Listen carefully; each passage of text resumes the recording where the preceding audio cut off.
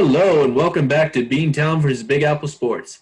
I'm your host, Nico Sylvester, along with my co-hosts, Reed Becker and Alex Green. Last time we discussed free agency news involving the Yankees and the Red Sox. Today we'll be discussing the free agent moves and previewing the seasons for the Boston Celtics, New York Knicks, and Brooklyn Nets. So Reed and Alex, what is your guys' opinion about how the Knicks handled the draft and free agency, and what do you expect for them this season? So for the Knicks, I really like, first of all, their draft pick of Obi Toppin out of Dayton. First of all, he went lower than people expected. They had Cleveland was projected to take him, but the Knicks were thankful and lucky to get him to drop because he was one of the top players in college basketball this past college basketball season. And in addition to him, their second pick that they traded for, they got Emmanuel Quickly from Kentucky at 25, who I believe was SEC Player of the Year. So that's another enticing draft pick selection for the Knicks. And then another one that I really like is Miles Powell, who went undrafted from Seton Hall. But Miles Powell, from someone that was covering Seton Hall, he was the heartbeat and soul of that Seton Hall basketball team. And he was one of, if not the best players in the Big East Conference last college basketball season. So for the Knicks, for draft-wise, they had a good draft, I would say, compared to old regimes and past year drafts. And then after that, for free agency, they had a much better free agency as well, compared to the old regimes where they were signing older, washed-up veterans that were past their prime. Well, they flipped the switch with that because now they were signing guys to short-term deals with players that are younger. So you have Alec Burks was signed, Nerlens Noel, and Austin Rivers, to name a few. And while Austin Rivers is a 3-year deal for $10 million, he could always be used as a possible trade chip down the road if they're out of it and a contender could use him. And then another one was Michael Kidd-Gilchrist, by the way, actually, who was another good short-term signing deal for the Knicks.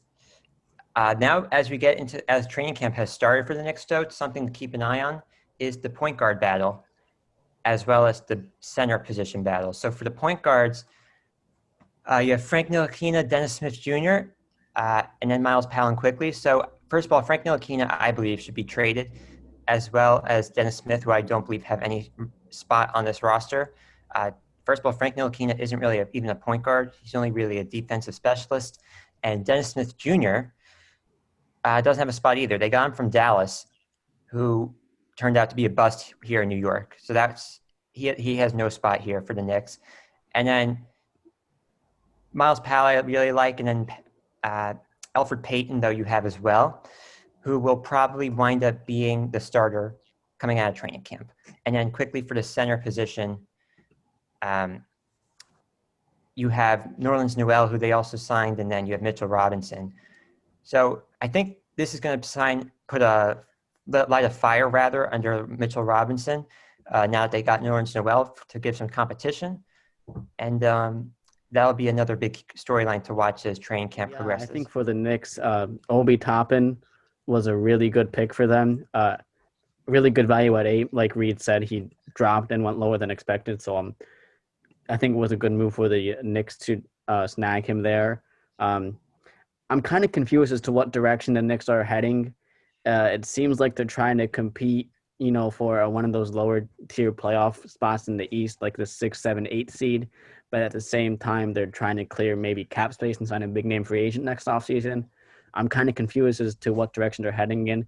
And then just like Reed said, the point guard situation, who will start for them at point guard? And like Reed said, you have Frank Ntilikina, Dennis Smith Jr., and Emmanuel Quickly now drafted as well. So going to be interesting to see that heading into training camp in the start of the season. Real quick for the Knicks, I think they're ultimately rebuilding. I think what you have with Tom Thibodeau is that he's a guy that's trying to develop the young guys, but he's also a guy that doesn't take nonsense and doesn't take losing lightly. So I think they're rebuilding and trying to win at the same time. That might not be the best way to go about it, in my opinion. I think they should just go full-on rebuild. Great information for the Knicks. So tell me about the Nets. I mean, how they do with the draft this year in free agency, and what do you expect from them this offseason? Brooklyn, I really like the three-team trade they did with the number 19 pick in the draft, where they got Landry Shamet from the Clippers. It gives them another shooter to pair with Joe Harris, and some added depth off the bench as well. And Joe Harris also for the Nets in free agency. They re-signed Harris to a 4-year, $75 million deal. And Joe Harris, by the way, the signing needed to happen, and he's worth every penny. I know some people were like, you're giving him $75 million to him. If you watch Brooklyn Nets basketball, he was their top shooter, and especially when Kyrie went out, and then you had Dinwiddie, but then really Joe Harris was your number one shooter pretty much. After that for the Nets, then the other thing is they did sign Jeff Green for more depth on the roster. But then after that, it's pretty much, are the Nets going to trade for a third star? The big name that's obviously been out there for a while now is James Harden, who, according to Woj, has reportedly had Brooklyn at the top of his list of priorities to get to. But in my opinion, for the Nets, I think it would be a terrible idea if they traded for Harden, because Houston is going to want a lot of assets in return and a lot of draft picks. So in that case, you're basically going to be doing a Boston blockbuster 2.0. For the Nets, I also like the Shamet trade as well. They add even more depth at the guard position for the Nets and another shooter to come off the bench with Harris. I like the Jeff Green signing as well for them. It adds depth to the forward position, which they didn't really have much depth at last year. And I don't think they should trade for Harden either. Reed talked about giving up the Nets having to give up draft picks, but they'd also have to give up depth as well. And that depth was, I think, what made the Nets so good last year and what made them make the playoffs, even though they lost Kyrie for the season. I think this year the Nets need to go far in the playoffs to meet expectations.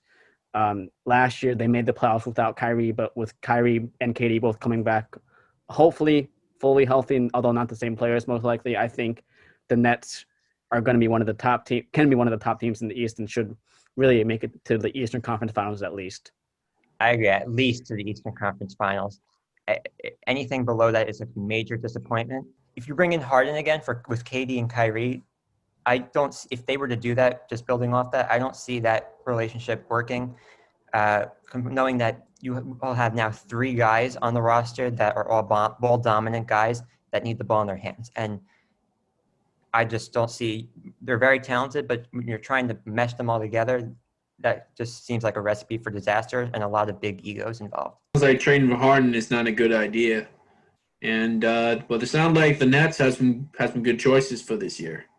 Now, the big question I have is how are the Celtics? I mean, how do you think they handled the draft and free agency this year? So first of all, we're going to start with the draft for the Celtics. With the 14th pick, they drafted Aaron Nesmith. He was one of the better shooters in the draft, one of the more consistent shooters in the draft. And then they also drafted Peyton Pritchard with the 26th pick.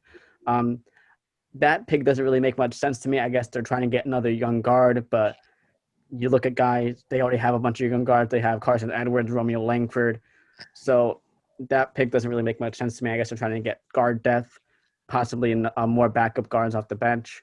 The biggest move, I think, with the Celtics for free agency was that Hayward opted out. That cleared up cap space for the Celtics, and they could have traded him to Indiana for Turner and McDermott, but Boston declined that. They wanted Turner or Oladipo and McDermott. And instead, he signed with Charlotte, but the Celtics ended up getting a trade exception for him in a sign-and trade with Charlotte. And with that trade exception, they can trade for anyone with a salary of up to $28.5 million without having to give up one of their own players. And that $28.5 million threshold covers all but 31 players in the league. So a lot of possibilities with this trade exception for the Celtics. In terms of free agency signings, they signed Tristan Thompson to a 2-year, $19 million deal, presumably to be the new starting center. I think that allows Tice to come off the bench, and Thompson would be a better starter since he's a better defender and rebounder than Tice. I like Tice as a backup. He's a guy that can do it all for you, sort of. You know, he's a sort of jack of all trades type of guy. He can score, he can defend fairly well and he can rebound fairly well.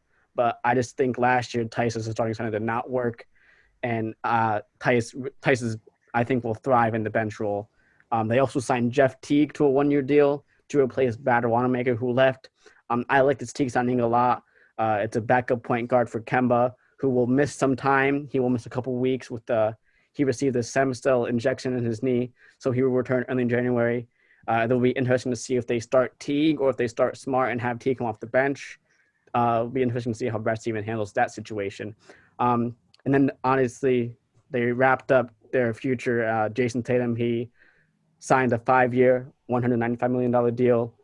Realistically, this year, I think the Celtics should reach the NBA Finals, and especially after last year when they made it to the Eastern Conference Finals before losing to Miami. This team is just as good, if not better, than last year. And even though Kemba will be out for a couple weeks, I think that they can still be able to get it done. They opened up against the Bucks on opening day, and then they played the Nets on Christmas Day. So 2 tough games early on in the season, but I think the Celtics can win at least one in those games potentially. For the Celtics, yes, as Alex was talking about, Aaron Naismith from Vanderbilt was a really good pickup in the first round for the Celtics. One of the best shooters in college basketball out of Vanderbilt last season. And then you have the Gordon Hayward, who opted out, obviously, but I don't know what Danny Ainge was trying to accomplish with the Indiana negotiations. You could have gotten just Miles Turner, but obviously he wanted Warren and Oladipo as well. I think he got a little too desperate. But then after that, we know that he sent him off to Charlotte in the sign and trade, and you got the trade exception, so they can use that for trades down the road.